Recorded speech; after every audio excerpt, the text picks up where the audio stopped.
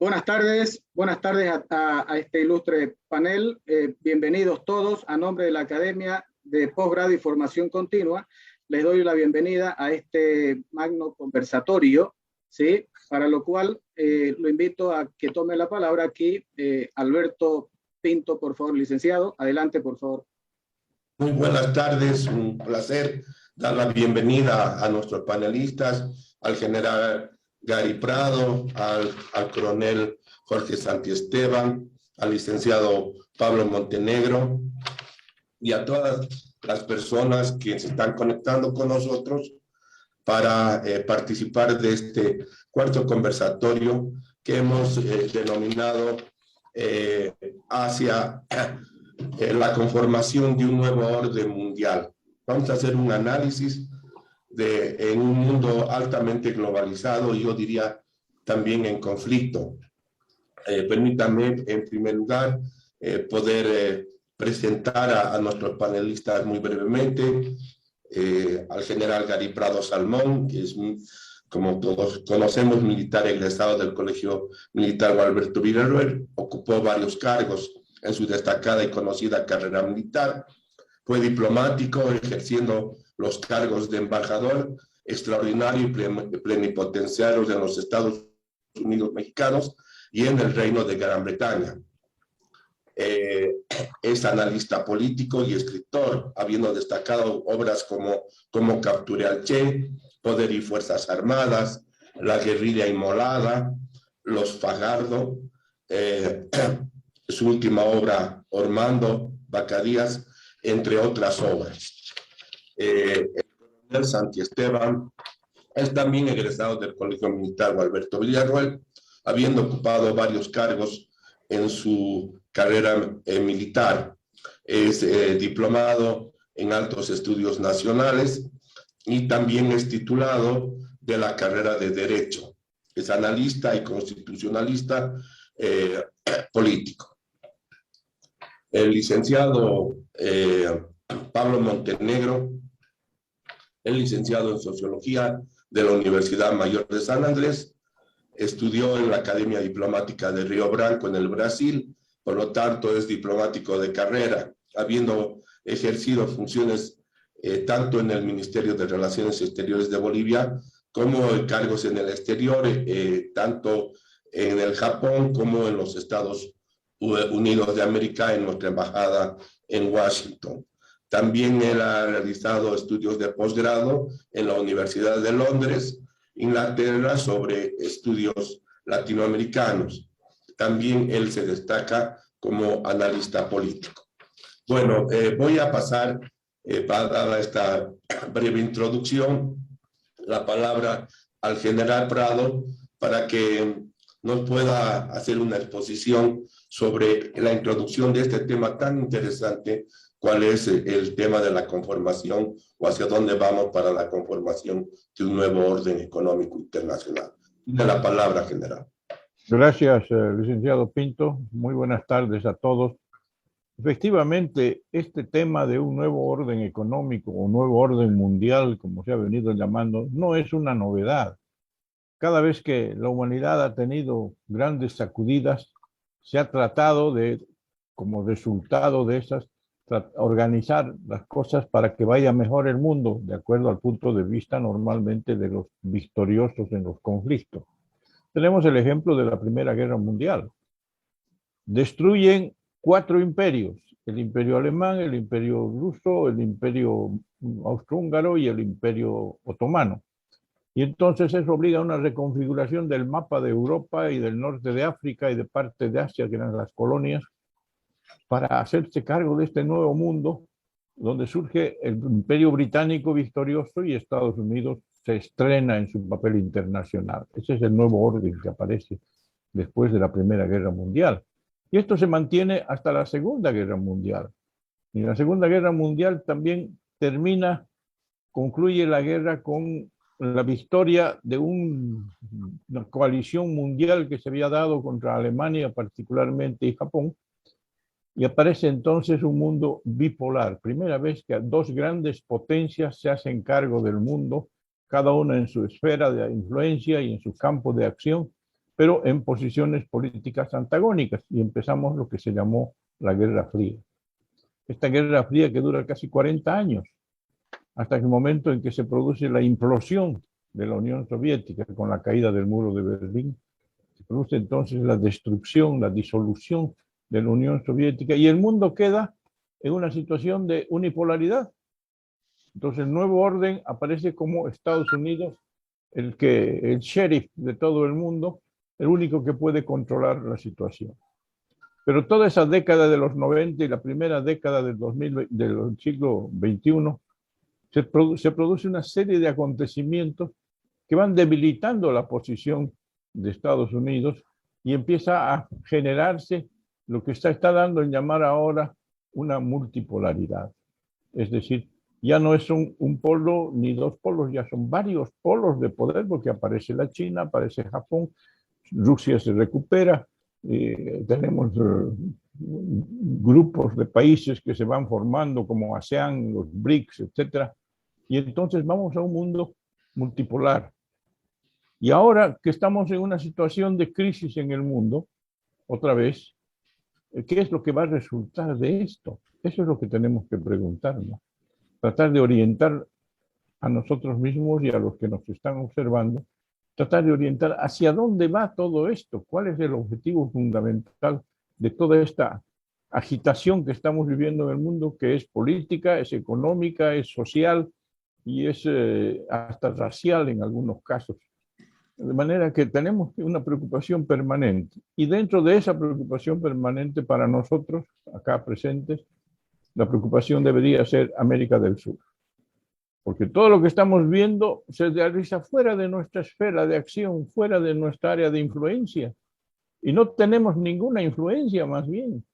Somos una región débil, postergada, aislada, proveedora de materias primas. Seguimos como hace 200 años, cuando conseguimos la independencia. Entonces, esos son los temas que debemos ver, y he querido hacer esta parte compacta para que podamos intercambiar ideas sobre estos criterios. Gracias. Muchísimas gracias, general. Pablo, quería que por favor puedas continuar tú en base al análisis de esta introducción que nos ha hecho el general Gary Prado. ¿Cuál es tu punto de vista de hacia dónde va la región? ¿Cómo crees que se pueda conformar este nuevo orden económico internacional? Buenas tardes. Empalmando con lo que muy bien dijo el general Gary Prado respecto a la multipolaridad, ha surgido una nueva escuela en los Estados Unidos que se llama la Escuela de la No Polaridad, que ha sido capitaneada por un internacionalista muy famoso, se llama Richard Haass. Y él escribió muchos textos y libros básicamente sobre este tema, sobre el mundo de la no polaridad. Él ya lleva un paso más adelante su teoría, diciendo que en el mundo el poder se ha vuelto tan difuso ya, que ya no se puede hablar ni siquiera ya ni de una unipolaridad y tampoco de una multipolaridad. Richard Haass dice que han surgido nuevos actores no estatales que han puesto en jaque al sistema de los estados nacionales. Y el mismo sistema de los estados nacionales también está puesto en duda por el surgimiento de nuevos poderes estatales que no son los 6 estados centrales, las seis coaliciones centrales, digamos que sería China, Estados Unidos, India, Japón, Rusia y la Unión Europea, pero al margen están surgiendo nuevos poderes estatales que han puesto en jaque a este sistema multipolar, que es, por ejemplo, el crecimiento del Brasil, de Corea, de los tigres del Asia, de países africanos como Sudáfrica y Nigeria, ¿no? Entonces, ya el sistema de los estados nacionales ya en sí está diluido el poder, mucho más diluido de lo que estuvo, por lo menos, en la Guerra Fría. Y en la época en la que Estados Unidos ejerció digamos, la tutela del mundo unipolar después de la caída del muro de Berlín. Pero lo interesante del trabajo de Richard Haass es que dice que en realidad son los actores no estatales los que han acabado de diluir el poder. Los actores no estatales vienen a ser las empresas transnacionales, por ejemplo. Hay empresas transnacionales que tienen un movimiento económico superior al de muchos países, ¿no? Estoy hablando de las grandes petroleras, las grandes empresas importadoras y exportadoras, las empresas productoras de bienes materiales, etc. También habla Richard Haass de las ONGs y fundaciones, que en el caso de fundaciones, digamos, norteamericanas, como la fundación de Bill Gates, son fundaciones que tienen un movimiento económico superior al de algunos países pequeños también, ¿no? Después habla Richard Haass de el crecimiento exponencial de las empresas de comunicación, que han puesto en jaque al monopolio, cuasi monopolio que tenían algunas grandes empresas como la BBC, etcétera. Y ahora hay, por ejemplo, cadenas como Al Jazeera, ¿no? Que es una cadena de origen del Medio Oriente, ¿no? Que también ya ha entrado en la competencia contra las grandes empresas. Y también, finalmente, Richard Haass habla de que la globalización, que es como la partera de este sistema de la no polaridad, ha sido la que ha facilitado el crecimiento enorme de las fuerzas irregulares en el mundo, ¿no? Que han puesto en jaque también a algunos estados nacionales pequeños, fuerzas irregulares como Hamas, etcétera, ¿no? Entonces, él dice que la característica principal del mundo actual es la no polaridad. Y ya no, ni siquiera es una multipolaridad, sino es una no polaridad, que ya el poder está demasiado diluido como que para que pueda hablarse de una multipolaridad. Eso sería todo por ahora. Gracias. Muchas gracias, Pablo. Quería pasarle la palabra a continuación para entrar en este debate, en esta charla tan interesante al coronel Jorge Santiesteban. Por favor, coronel, tiene la palabra. Gracias, licenciado.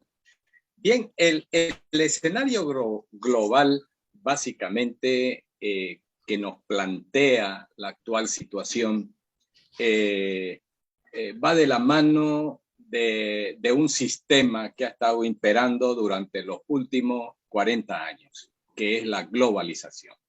Este sistema prácticamente se agotó. Y bueno, algunos liberales dicen que el éxito fue del capitalismo. Eso hay que ver y hay que analizarlo. Sin embargo, lo más importante, y hay que reconocer, de que los creadores de la globalización, que fueron los Estados Unidos, prácticamente han sido los menos beneficiados porque hubieron otras potencias emergentes. Y eso es lo que decía hace un momento el general Gary Prado y mi antecesor. Entonces, para evaluar este escenario global, nosotros tenemos que evaluar y analizar quiénes son los actores en el actual escenario.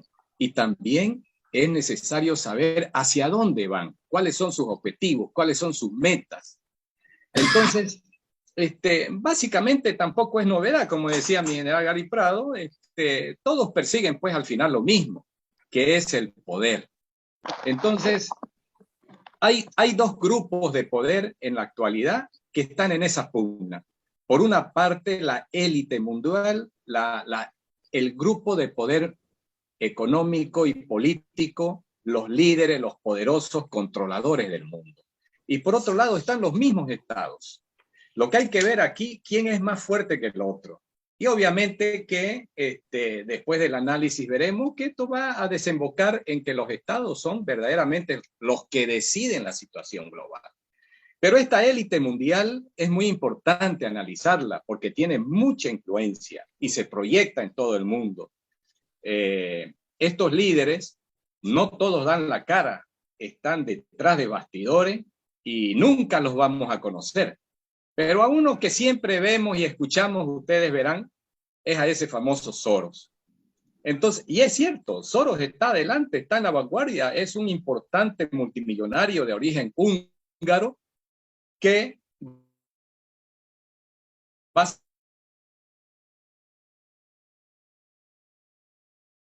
básicamente es un estadounidense, una línea ideológica. Esa línea ideológica, como la Open Society o sociedad abierta, es responsable de muchas revoluciones en el mundo en la actualidad. Y hay que tomar muy en cuenta porque son los responsables de poner y sacar dictadores y de mucha desestabilización en la democracia. Entonces, ahí vemos nosotros revoluciones de muchos colores, ¿no? Ponen dictadores autócratas y los manejan a su antojo. Ahí tenemos también unas organizaciones que manejan ellos como Black Lives Matter y los SLIPAs o los STIPAs. Estos en forma general y global. Cuando hablamos de los estados, es importante hacer notar de que las potencias del mundo, como la superpotencia, que es una sola, que actualmente sigue liderando los Estados Unidos, aunque un poco está estancado, pero hay otras potencias emergentes, como ya lo mencionaron, y estamos hablando de Rusia, China, India y otros, principalmente la superpotencia Estados Unidos. Pero aquí quiero hacer y puntualizar algo que es importante.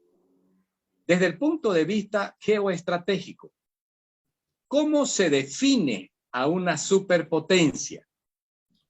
Es decir, ¿cuáles son los parámetros para definir a una superpotencia y decir tal país es la potencia número 1 a nivel global?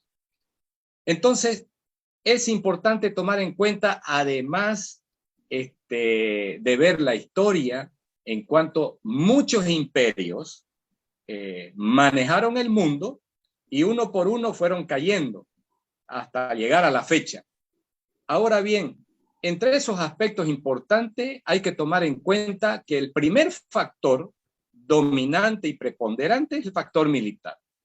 Y no por el hecho que yo sea militar, pero en realidad el poder militar, cuando se proyecta a nivel global, es imparable. Porque cuando se establecen bases navales en todo el mundo, y estamos hablando una potencia como los Estados Unidos, aún así China tenga mayores cantidades de fragatas y buques de guerra en cantidades en relación a los Estados Unidos, pero la proyección global que tiene Estados Unidos es inigualable.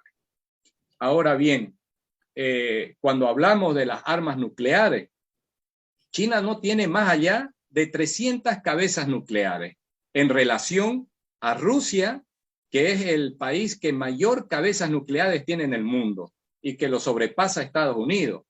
No con mucha diferencia, pero lo sobrepasa.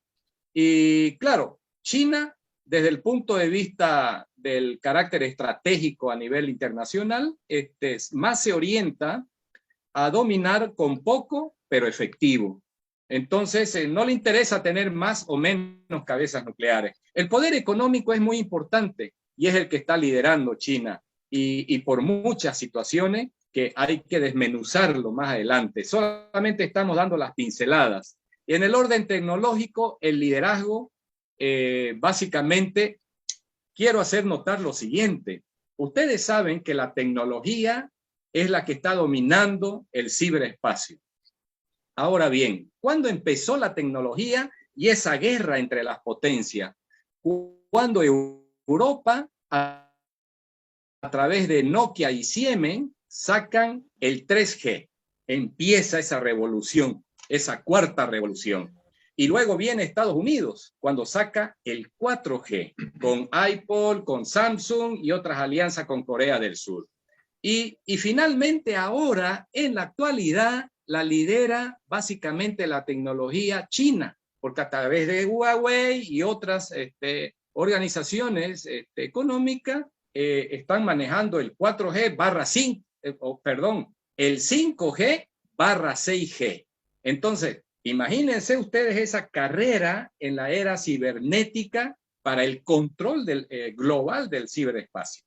Entonces, si antes la Guerra Fría estaba controlada por guerras, por golpes de Estado y movimientos militares, hoy es diferente. Y vemos por último la cuestión social y cultural. Este es un atractivo de la mayoría de la juventud a nivel internacional, donde se orienta hacia determinadas culturas. Y yo creo que por el momento sigue liderando los Estados Unidos. Y hay una serie de situaciones que nosotros tenemos que ver, pero cuando hablamos del poder, todos ellos buscan el poder. Ahora bien, este ejercicio del poder, para que analicemos cómo nosotros desembocamos en un Estado que es la superpotencia, cuando nos damos cuenta que en primer lugar tienen una organización superior a nivel global. En segundo aspecto que yo considero importante es tomar en cuenta la habilidad para movilizar gran cantidad y con mucha rapidez vastos recursos económicos y militares a nivel global. Y por último, también vemos el atractivo cultural seguido por la competitividad que tienen las élites sociales y políticas de un Estado. Entonces, es una serie de conjuntos que engloba una situación para definir y determinar una potencia a nivel global y ver cuáles son sus proyecciones a nivel futuro. Eso por el momento, por favor. Perfecto, muy bien. Gracias, querido coronel. A ver, quería hacerle una pregunta a los panelistas, quien podría responder, tal vez continuando con el general Gary Prado. Cuando estudiamos relaciones internacionales, nos indican cómo se mide el poder de una nación, cómo podemos medir el poder de una nación, ¿no? La influencia que tiene en este mundo altamente globalizado que estamos viviendo, ¿no? Uno es indiscutiblemente el tamaño de la economía de un país. A través del PIB se mide el tamaño de la economía, el tamaño del territorio, qué geografía, qué espacio geográfico tiene esa nación, el tamaño de su población, ¿no es verdad? Y obviamente el poder militar. También se nos hace mención cuáles son los sujetos del derecho internacional. Los sujetos del derecho internacional, como sabemos, son los estados, los organismos internacionales, las ONGs, las multinacionales, en fin. Quería preguntarle, ¿cuál cree usted que usted, si en su caso general, son los nuevos sujetos del derecho internacional actualmente en este mundo globalizado? ¿Quiénes son los protagonistas en este ámbito de las relaciones internacionales? Gracias, Alberto. Previamente, déjeme referirme un poco a algunos de los aspectos que han tocado tanto Pablo como Jorge. Cuando hablaba Pablo de la situación de los estados nacionales, evidentemente hay un decrecimiento de la importancia de los estados nacionales a nivel mundial, porque los estados nacionales cada vez dependen más de los acuerdos, de las relaciones, de su trabajo que hagan hacia el exterior, que de ser simplemente una potencia. Una potencia solita no es nada, por muy potencia que sea, necesita una serie de acuerdos para protegerse, para ejercer su poder. De manera que ahí hay una cosa de los estados nacionales están en crisis. Y peor todavía aquellos estados nacionales que son dependientes de exportaciones especiales o de situaciones de vecindad que no les favorecen. Pero a mí otro punto que es muy importante para tratar de ver lo que está pasando y ver hacia adelante es que se está demostrando prácticamente la inutilidad de los organismos internacionales. ¿Qué pasa con Naciones Unidas? No puede parar una guerra. No era para eso que se había creado, para vivir en un mundo de paz, etcétera. Pero claro, tiene sus mecanismos como el derecho a veto de los 5 países permanentes, de miembros permanentes del Consejo de Seguridad, que no los pueden condenar. Entonces, de nada vale que griten y discursen todo, porque al final es inoperante. Es inoperante. Entonces, eso ha debilitado como consecuencia de cascada a todos los organismos internacionales. Y eso es peligroso para el mundo, porque no dejaban de ser un instrumento de entendimiento, de coordinación. Pero si se pierde la fe en ellos, ya no podemos contar con este valor. La otra cosa,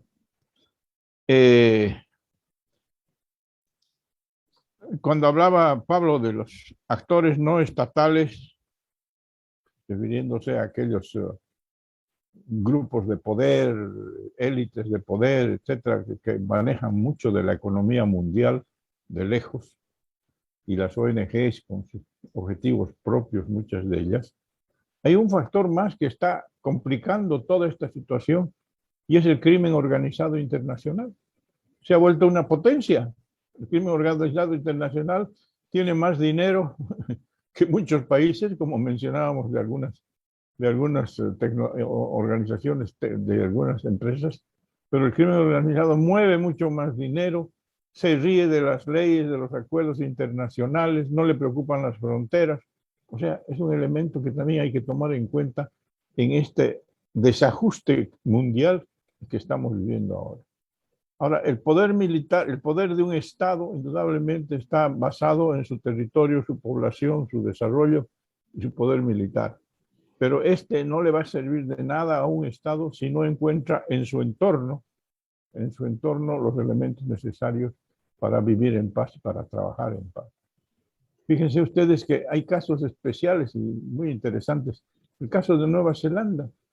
Nueva Zelanda, allá lejos, no tiene vecinos, no tiene a nada, sino a miles de kilómetros, y viven en paz y desarrollo porque no se han contaminado con estos problemas. Fíjense ustedes que en este momento hay unos movimientos masivos, pero masivos, millonarios, de ciudadanos de unos y otros países que tratan de escapar de sus países, que se van de sus países, que 6 millones de venezolanos han salido, que ahora 7 millones de ucranianos han salido de su país, sin contar el flujo permanente que hay del África y de Pakistán y de otros países hacia lugares donde creen que pueden encontrar un futuro mejor, y el caso de la frontera de Estados Unidos y México.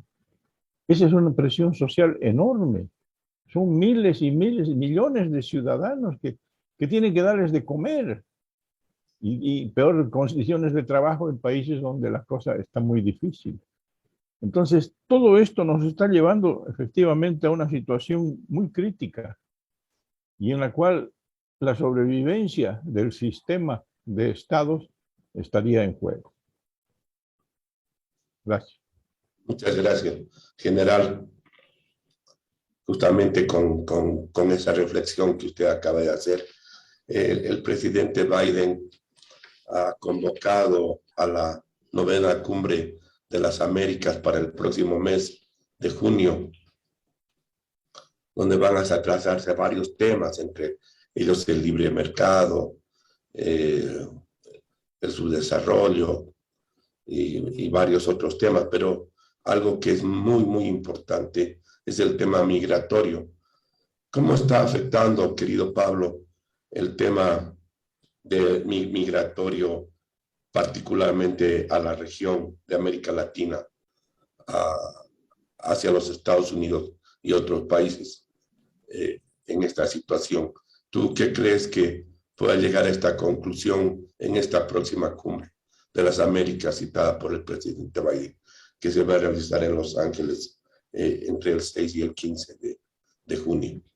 Creo que está condenada al fracaso la cumbre, desde el momento que Estados Unidos ha puesto trabas a la presencia de Cuba, Nicaragua y Venezuela, y se han sumado a esa posición, es decir, se han puesto en contra de esa posición de Estados Unidos países como Bolivia, México, etcétera. Entonces va a ser una cumbre deslucida, no va a resolver nada, va a ser más o menos una especie de entierro de las cumbres de Latinoamérica, de las cumbres americanas, porque no va a poder, no va a tener capacidad el presidente Biden de llevar, como se hizo en la cumbre de Jamaica o en la de México, cuando Cuba asistió y estuvo allá y se dieron la mano, y bueno, parecían otros tiempos, ¿no? Ahora, no quiero que vengan y listo. Bueno, la gran preocupación que tiene Estados Unidos indiscutiblemente es esta incontrolable migración que está llegando a su país, ¿no? Había un dato interesante. De enero a fines del mes de abril de este año, solamente cubanos, 85,000 cubanos han entrado en forma ilegal a territorio americano. Como usted decía también, ¿no? Y la gran cantidad de migración que hay de venezolanos, ya 6 millones de de venezolanos que han salido a todos los países de América Latina y de Europa, y obviamente su destino también es llegar a los Estados Unidos, ¿no? Y de otros países, no solamente es de Venezuela que van, sino de la Argentina, que no está en una situación económica muy buena, desde Bolivia, Colombia, del Perú y todos los países de América Latina que tiene la migración de ciudadanos hacia los Estados Unidos. Y es un tema que quiere tratar los Estados Unidos. Ahora, yo no lo veía desde el punto de vista un fracaso, porque somos 35 naciones que conformamos América, en América Latina y América y el Caribe, ¿no? Que no participen 5 naciones, porque sabemos la situación, la posición que tiene Cuba, Nicaragua y Venezuela. Se puedan sumar Bolivia y México. Eso no significa que en su caso pueda llegar a un fracaso con 30 mandatarios de Estado, en la cual se pueda, yo digo, avanzar en temas por lo menos de carácter social que son importantes. A ver, Pablo, quisiera saber cuál es tu opinión.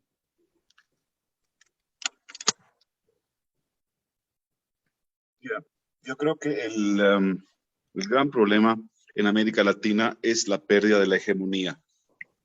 Estados Unidos, que fue la potencia hegemónica en el hemisferio hasta los años 80 y 90, lamentablemente no han podido ser reemplazadas por una potencia económica y geopolítica regional. El país que estaba llamado a llevar adelante este proceso de hegemonía regional era Brasil, pero Brasil, por una tendencia y una larga tradición diplomática de su cancillería y de su élite política, no ha asumido el rol hegemónico en la región para liderar a la región. Argentina, que podía haber sido también hasta los años 50 la potencia hegemónica en la región, después de los gobiernos, de los sucesivos gobiernos peronistas y militares que llevaron un poco a un estancamiento económico en la Argentina, ha perdido esa capacidad. Argentina ya sigue siendo una potencia regional, pero no la potencia llamada a liderar a la región. Como dije, Brasil tendría que haber sido el país llamado a hacerlo, pero no ha asumido esa vocación. Entonces, hay como un vacío de poder en la región para liderar. Entonces, y eso también ha repercutido en esta división que hay en la región entre como casi 2 bloques, ¿no? El bloque que se alinea con el socialismo del siglo XXI, que sigue los lineamientos sobre todo de Venezuela y Cuba, y el bloque que es un bloque liderado por Colombia, Brasil en cierto sentido, ¿no? Pero que tampoco, ninguno logra establecer una hegemonía en la región. Entonces, y Estados Unidos tampoco tiene la hegemonía. Entonces, hay un vacío de poder que está llevando también un poco a una situación en la cual la región no encuentra un destino común, ¿no? Entonces, a diferencia de otras regiones que sí han encontrado un destino común, como el sudeste asiático, por ejemplo, América Latina todavía no lo encuentra, y eso tiene que ver mucho con el estancamiento de la región frente al crecimiento de otras regiones que sí han encontrado un camino común para todos los países. Gracias a lo que es importante, ¿no? Licenciado Pinto. Solo un segundito, Jorge, sí. Solo un minuto, ¿no? Hacer hincapié en esta parte. Es importante recordar, ¿no?, que cuando se establece la primera cumbre de las Américas, para hablar un poco de la región, para aterrizar el tema importante que nos compete a Bolivia y al hemisferio, ¿no?, y a la región, es que en la primera cumbre convocada por el presidente George Bush padre, el año 94, se aprueban 2 documentos que ha sido la temática fundamental: un plan de acción, ¿no?, y una declaración política. Y en esa declaración se establecen las bases fundamentales para que se puedan realizar el tema y avanzar en el tema de la Cumbre de las Américas. Y es justamente uno es el respeto a los derechos humanos, fundamentalmente.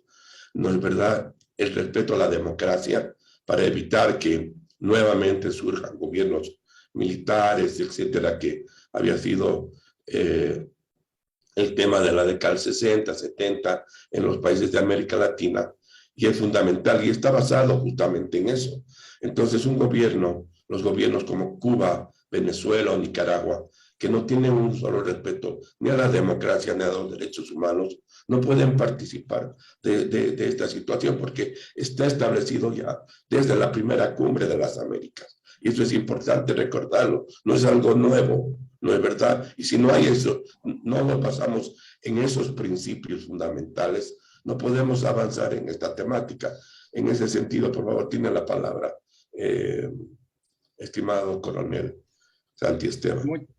Gracias, licenciado Pinto. Y es cierto todo lo que han dicho, para complementar además de que yo atribuyo que precisamente de aquí vienen los conflictos entre Oriente y Occidente. Mire usted, en el mundo demócrata occidental ha surgido este fenómeno del ultraliberalismo, que es el sistema que está destruyendo la esencia del hombre. Las migraciones en masa, la pérdida de valores y principios morales de la sociedad, que promueven esa ideología de género, la abolición de la religión, el aborto, matrimonios con el mismo sexo, sobre todo la abolición de la frontera y la soberanía de los estados. Ahí trastocan todo lo que es la seguridad, defensa y seguridad del Estado. Entonces yo principalmente me enfoco en esa situación, además como militar, me preocupa bastante porque los gobiernos van en contrasentido. Y ese tema que usted toca de la migración en masa, son promovidas porque tienen su objetivo político. Este ultraliberalismo no lo admite ni Putin ni Xi Jinping. Entonces miren ustedes cómo contravienen esta situación de orden social, no solamente político ni militar, por las guerras que se está dando ahora. Y además afectan a la soberanía de nuestro Estado. ¿Cómo nos podemos nosotros preguntar? Es decir, nos cuestionamos y decimos, ¿por qué ocurren tantas aberraciones políticas en nuestro país? ¿Cómo es que suceden tantas cosas y nadie puede controlar? Que la única solución es la movilización de masas. Por eso es que dicen los grandes estrategas políticos de Rusia, de China, que no aceptan estas situaciones, porque ahí hay autoritarismo, pero para beneficio del Estado, para potenciar sus estados. Las democracias ahora en Occidente están mal y nos están llevando precisamente a pique. Y esa es una debilidad que Occidente ha demostrado, por cuanto fíjese que Estados Unidos llegó el momento en que no pudo soportar ya la guerra con Afganistán y dejó que los talibanes tomen el gobierno. La OTAN, a pesar de que a partir del 2000 tenía solamente no más de 16 estados, ahora tiene 30 estados miembros. Tampoco puede hacer mucho porque está debilitada, y los conflictos en Siria y demás cuestiones. Entonces, este sistema, como decía mi general Gary Prado, internacional, a partir del Consejo de Seguridad de las Naciones Unidas, el organismo más grande del planeta, no funciona. Es decir, no pone el valor que tiene que tener la ley internacional. Y los acuerdos internacionales, los tratados y una serie de compromisos que no se cumplen. Entonces, estamos en un mundo donde la situación es tan incierta, pero lo único cierto que hay es que hay dos aspectos importantes que resaltar.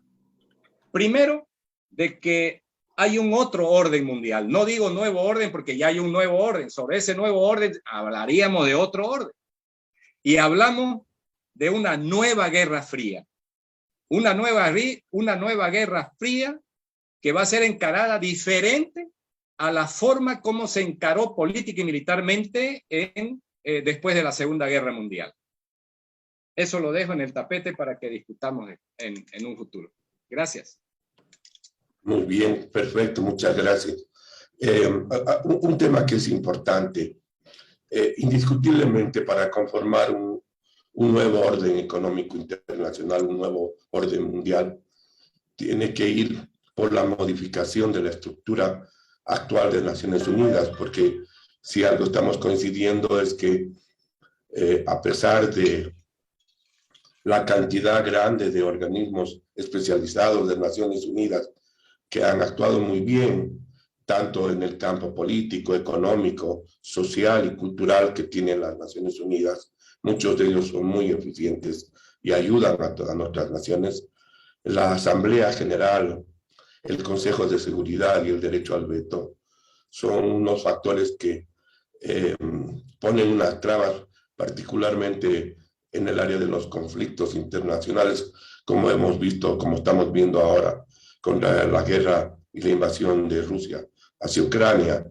Esa modificación va a tener que ser de qué forma, impulsada, mediante qué mecanismo, porque cuando se creó Naciones Unidas en sustitución de la Liga de las Naciones, tuvo que haber un segundo conflicto internacional, no es verdad, una segunda guerra mundial, para que se pueda establecer la conformación de Naciones Unidas. En este sentido, querido general, ¿cómo es que tendría que establecerse una nueva estructura de Naciones Unidas bajo el impulso? Porque quiero comentarles algo. Si ustedes recuerdan, el secretario de Naciones Unidas el año 1999, el señor Brutus Ghali, si no mal recuerdo, de nacionalidad egipcia, propuso ya la modificación de lo que era el Consejo de Seguridad y el derecho al veto, ¿no?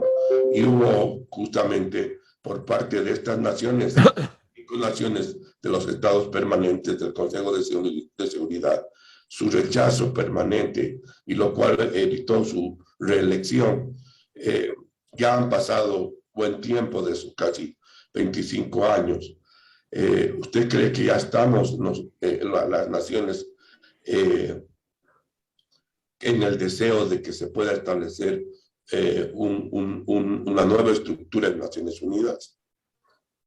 Esa estructura que fue creada al fundarse Naciones Unidas, de un Consejo de Seguridad con amplios poderes, pero con derecho al veto de los 5 miembros permanentes, es la que está llevando a la tumba a las Naciones Unidas, porque se torna inoperante. ¿Ha visto usted? Uno de los miembros del Consejo de Seguridad y de los miembros permanentes invade otro país, vulnerando leyes internacionales, todo, y no puede, ni siquiera una resolución de condena se puede aprobar, porque es parte interesada y veta la resolución. Entonces, yo creo que es un momento muy difícil para Naciones Unidas, porque además tenemos que tomar 2 aspectos que no hemos tocado todavía, que pesan enormemente en la solución de los problemas globales. Hemos hablado de la migración, que es un fenómeno terriblemente importante, pesado, que no está pudiendo solucionarse, porque mientras haya pobres van a querer irse a otro lugar donde creen que pueden encontrar mejores condiciones, o condiciones políticas que los hacen salir. Había una propaganda muy inteligente para estas elecciones en Colombia. Dice, los venezolanos querían un cambio, tuvieron que cambiar de país. 7 millones de venezolanos se fueron pues, a otro país porque ya no podían vivir en el suyo. Entonces, ese tipo de cosas, pero hay 2 factores, decía yo. Uno es el hambre. El hambre se está volviendo ya una pandemia. Hay más de no sé cuántos millones de personas que están pasando hambre. Y con las guerras y con que no dejan salir el trigo de Ucrania y con todas estas cosas, el hambre se va agudizando. Y ahí es donde nuestra región podría convertirse en un verdadero centro de poder ofrecer alimentos al mundo. Pero no tenemos esfuerzos todavía conjuntos para eso. Y la segunda, el tema de la salud. Han visto cómo el COVID nos ha hecho estragos en todos los países, ha causado una serie de de demoras y de retrasos y anulación de planes de desarrollo y todo porque había que atender esa epidemia. Y ahora aparece otro, que es la fiebre del mono, la viruela del mono, etc. O sea, también la salud es otro aspecto que no puede descuidar. Y son las dos reclamos permanentes de la gente. Trabajo para poder comer y buena atención de salud. Eso está movilizando a millones de ciudadanos en todo el mundo. Y entonces, mientras no se encaren esos problemas, no se va a poder. ¿Qué pasa? En este momento, el programa de las Naciones Unidas para alimento, para la guerra, para la gente que está pasando hambre, está sin dinero, se le ha acabado la plata. Y tiene que ir pidiendo, a ver, de unos milloncitos aquí, otros milloncitos allá para comprar alimentos. Y esos campamentos de refugiados que hay en África, que hay en la frontera de Europa, etcétera, apenas alcanzan para darles de comer un plato de comida al día. Entonces, esos son problemas muy serios que el mundo no los está viendo porque estamos obnubilados con estas noticias que nos llegan de otras cosas, pero son problemas de fondo que hay que buscarle solución. Muy bien. Muchas gracias. Para ir ya concluyendo la charla, quería un poco que Pablo nos pueda, por favor, Montenegro, ahondar sobre los nuevos temas que trataría este nuevo orden internacional. Me refiero fundamentalmente al tema económico, que es el libre mercado, que se ha hablado mucho del libre mercado. Nos hablaba Pablo, lamentable los fracasos que ha habido en América del Sur y en América en general latina, en América Latina y el Caribe, en nuestros procesos de integración que han ido tan lentos y que han sobrepasado los avances que han tenido en el Asia, con el ASEAN, etcétera. Me refiero fundamentalmente a la Comunidad Andina, el Mercosur, el CARICOM en el Caribe, ¿no? Y el mercado libre que se estaba conformando en los países de América Central. Pero hay unos temas que son muy importantes, son el tema del subdesarrollo, el tema de los derechos humanos y particularmente el tema de la sobrepoblación. Ya los clásicos como Malthus habían advertido sobre el tema de la sobrepoblación. Ya vamos a llegar a los 7.000 millones de ciudadanos en el mundo, ¿no? Que en 100 años hemos triplicado la población mundial. ¿Cuáles crees tú, Pablo, que son los temas más destacados que se tienen que tratar y que le interesa más a América Latina en este mundo altamente globalizado e interdependiente? Mira, Alberto, si tú me hubieras hecho esta pregunta hace 3 meses o hace 2 meses, yo te hubiera dado una lista de los nuevos temas, ¿no? Que es medio ambiente, derechos humanos, democracia, regionalización, etcétera. Pero la guerra en Rusia ha trastocado todo este panorama, ¿no? Todo este panorama que se venía construyendo desde la caída del muro de Berlín, ¿no? Que trajo un credo, casi una nueva religión, que era democracia más libre mercado, ¿no? Lo cual confluía en la globalización.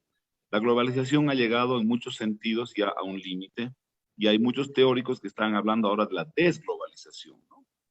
Y si bien esta era una agenda económica que primaba, la invasión de Rusia a Ucrania ha trastocado todo el panorama internacional, en mi opinión, ¿no? Porque ha vuelto a poner en la testera y ha vuelto a poner sobre la mesa el tema ideológico y el tema político, igual como lo fue durante la Guerra Fría. Por eso es que ahora se está hablando de una nueva Guerra Fría. Entonces hay un nuevo alineamiento de países que antes no estaban estrictamente alineados, ¿no? Por ejemplo, hay un alineamiento muy claro de todos los países que profesan la democracia liberal, ¿no? Los países de la Unión Europea, más Estados Unidos y Canadá, versus las autocracias, Rusia y China. Y Rusia y China, que son ya de por sí dos superpotencias, están tratando de alinear consigo a la India, ¿no? Entonces, si lograran alinear a la India, ya podrían tener una especie de equilibrio de poder frente a las democracias liberales agrupadas en la Unión Europea y Estados Unidos, ¿no? Y esto va a traer un panorama muy distinto al que hemos vivido hasta hace unos meses. Y los temas de la nueva agenda, que serían democracia, medio ambiente, derechos sexuales y derechos humanos, ha quedado relegado en cierto sentido a un segundo plano por este nuevo alineamiento de países que no tenían muy claro nuevamente sus alianzas hasta hace unos meses, pero la guerra en Ucrania ha alineado nuevamente a los países. La OTAN, por ejemplo, era una organización prácticamente en decadencia, ¿no? Porque no tenía un enemigo claro, ¿no? Si bien había agrupado a muchos países, a casi 30 países, pero no tenía un enemigo claro. Ahora sí tienen un enemigo claro, y hay países europeos como Finlandia y Suecia que están pidiendo unirse casi desesperadamente a la OTAN, y la OTAN ha recuperado una vigencia que no tenía hasta hace unos meses. Entonces, nuevamente estamos viendo una agenda política e ideológica que no se veía desde la Guerra Fría. Gracias. Muchas gracias. Tiene la palabra para concluir este conversatorio, estimado coronel Santiesteban, por favor. Y si alguno de los panelistas quiere hacer alguna acotación, también tiene la palabra y cerramos el conversatorio. Gracias. Estamos en una situación a nivel global muy delicada, en la que una situación supuestamente aislada a grandes kilómetros de distancia, como lo que está ocurriendo entre Ucrania y Rusia, aparentemente no nos va a llegar. Es una mala apreciación. Por lo tanto, hay que tomar muy en cuenta las repercusiones que van a venir de aquí para adelante, porque hay una pregunta que siempre me la hacen y siempre la hace en general la gente. Es decir, ¿será que terminamos en una tercera guerra mundial? ¿Será que viene la tercera guerra mundial? Nadie quiere ceder. Todos están en pugna. Y al final de cuentas, todos defienden sus intereses. Pero hay una cosa importante. Siempre yo me remito a la historia. Si nosotros recordamos la Segunda Guerra Mundial, cuando se vino, todos los estados entraron a guerra con uno u otro bloque. Y porque todos creían que van a ganar algo. Todos pensaban que geopolíticamente les iba a ir mejor al ocupar territorio, poder y una serie de situaciones. Pero ahora es diferente, porque hasta el mismo sistema de armas que hay no va a dar lugar para un ganador. Todos vamos a perder. Entonces, es muy complicado llegar a esa situación de una tercera guerra y además no se olviden que tenemos un sistema de armas nucleares muy poderoso. Por más que digan las fuerzas, vamos a emplear las ojivas nucleares tácticas, que tienen megatones con proyección regulada, ¿no? A ciertas regiones. Pero eso es falso, va a afectar a todo el mundo. Ahora, lo que sí estamos seguros que va a llegar y que ya estamos encima es la guerra económica y comercial, que va a afectar a todo el globo y va a cambiar el panorama. Y por último, van a haber guerras regionales que no se van a acabar hasta como las que hay ahora hasta la fecha. Gracias. Muchas gracias.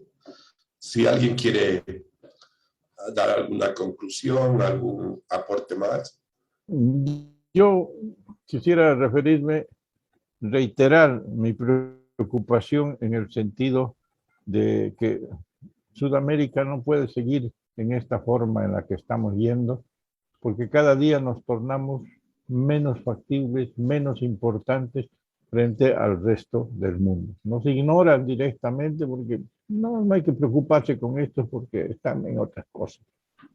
Entonces, esa es una preocupación para nuestros gobernantes. Y la otra preocupación mía es, ¿qué hacemos con nuestra juventud?